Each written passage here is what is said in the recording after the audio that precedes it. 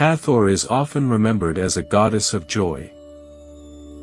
Music, beauty, love, motherhood, celebration, these are the words usually placed around her name. But in ancient Egypt, joy was not small. It was not weak. The same divine force that could fill a temple with music could also blaze like the sun. The same goddess who welcomed the dead and blessed the living could stand in the shadow of Sekhmet, the lioness who nearly destroyed humanity. The question is how a goddess of joy could also belong to the terrifying power of the Eye of Ra. To understand her, we have to follow joy all the way to wrath. Tonight on Ancient Mythos, Hathor, the goddess of joy, and the shadow of Sekhmet. Hathor was deeply tied to the sun god Ra. She could appear as his daughter, his consort, or his eye, a divine power sent out from the sun itself. That is why Hathor often wears the sun disk between cow horns. The image looks peaceful, but it is not passive. The sun gives warmth. It ripens fields. It lights the sky. But the sun can also burn the land, blind the eyes, and turn mercy into judgment. Hathor carried that contradiction inside her image. She was golden, beautiful, and life-giving, but she was still a solar goddess. And solar power was never harmless. In Hathor's temples, music was not just decoration. The shaking of the sistrum, the rhythm of dance, the glow of lamps, and the scent of offerings were part of sacred order. Hathor was mistress of music, dance, love, beauty, pleasure, and celebration. To modern ears, that may sound gentle compared with war gods, underworld judges, or chaos serpents.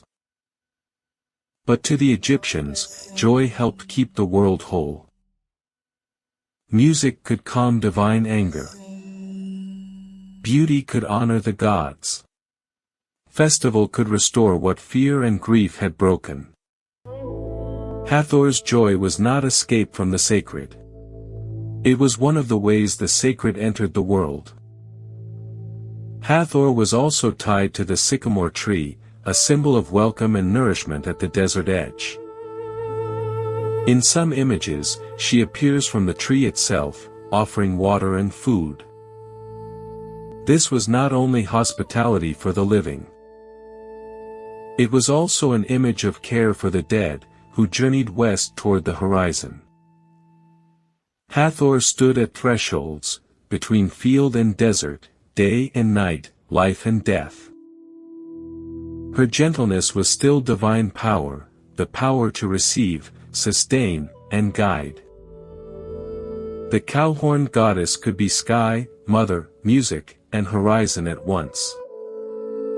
Before the story turns darker, Hathor must first be understood as welcome itself, a golden hand extended from the edge of the world. The west was where the sun disappeared, and where the dead were imagined to journey. Hathor was connected to that western mountain, the place where one world ended and another began. She was sometimes called Lady of the West. That title was not dark in the way a modern mind might expect. It meant that even at the edge of death, there could be welcome.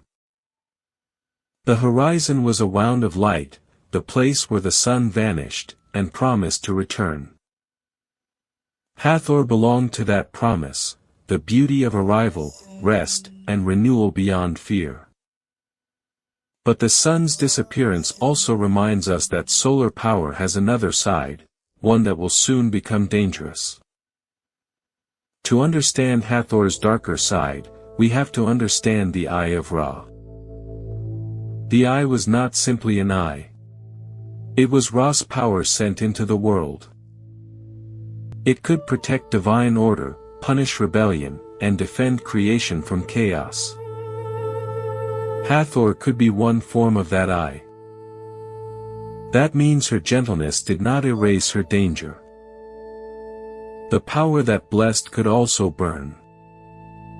The gods knew that when the eye moved in wrath, it might not stop easily.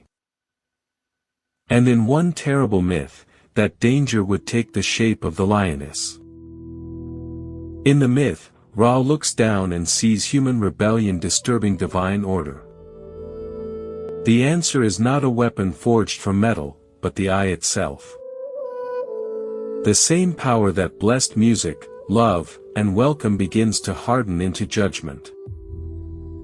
Hathor's calm solar brightness becomes difficult to separate from wrath. The gods begin to understand that divine power, once unleashed, may outrun the command that released it. The lioness is not a separate monster from nowhere. She is the terrifying edge of the same solar force. Joy and wrath become two faces of the eye of Ra.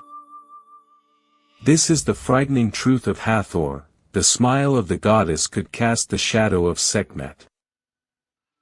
When the eye's wrath became too dangerous, the gods did not defeat it with force. They prepared beer, ordinary, physical, human beer, and changed its color. Red pigment was mixed into the drink until it shone like a field of blood beneath the sun. The land was filled with the red drink before the lioness arrived. The wrathful lioness saw the red surface and believed the work of destruction was complete.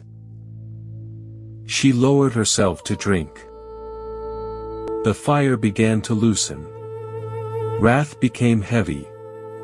The red heat softened into gold. Hathor's story holds that same truth: joy, music, and sacred intoxication could calm what terror could not command. Morning came after the red drink, and the fire was no longer devouring the world. The wrathful goddess was not slain. She was calmed. The same red drink that saved humanity became a ritual memory. Music returned where terror had silenced the world. Hathor's joy was not separate from the crisis. It was the force that helped contain it. The people could breathe again under a sun that warmed instead of burned. Hathor teaches that celebration can be sacred restraint, not escape from truth. The Golden One returned, but now the viewer understands why her joy was feared and honored. To modern ears, joy can sound small, almost decorative. But in Hathor's world, joy was a force that helped hold creation together. Music could open the heart before rage swallowed it. Love and beauty were not escape from danger. They were part of how danger was contained. Even sacred intoxication could become medicine for divine fire. Hathor was the warmth of the sun, and the warning that warmth can become flame. That is why she could be loved, welcomed, feared, and honored all at once. Hathor's smile was sacred because everyone remembered what stood behind it. So Hathor was not only celebrated. She was carefully honored. The sistrum and manat were not props. They were instruments of sacred order. Offerings remembered the red drink that turned destruction aside. Festival, dance, and music were ways of keeping the world in balance. Hathor still welcomed the living, the dead, and the weary at the edge of the world. But every offering also carried a warning: divine joy had to be respected. Ritual did not erase the danger.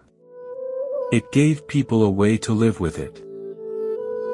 To honor Hathor was to honor joy, and to remember the fire beneath it. Hathor was never only one thing. She was music, love, beauty, welcome, and the golden warmth of the sky. She stood at thresholds, temple and field, life and death, joy and fear. But behind the warmth was the eye of Ra.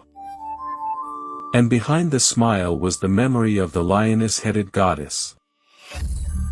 That is why red beer, music, and offerings were more than celebration. They were remembrance and restraint.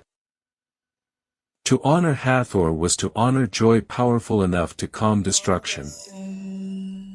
Hathor, the Golden One, loved, feared, welcomed, and remembered. If this story was interesting and informative, please like the video, subscribe to the channel, and join us for the next Ancient Mythos story.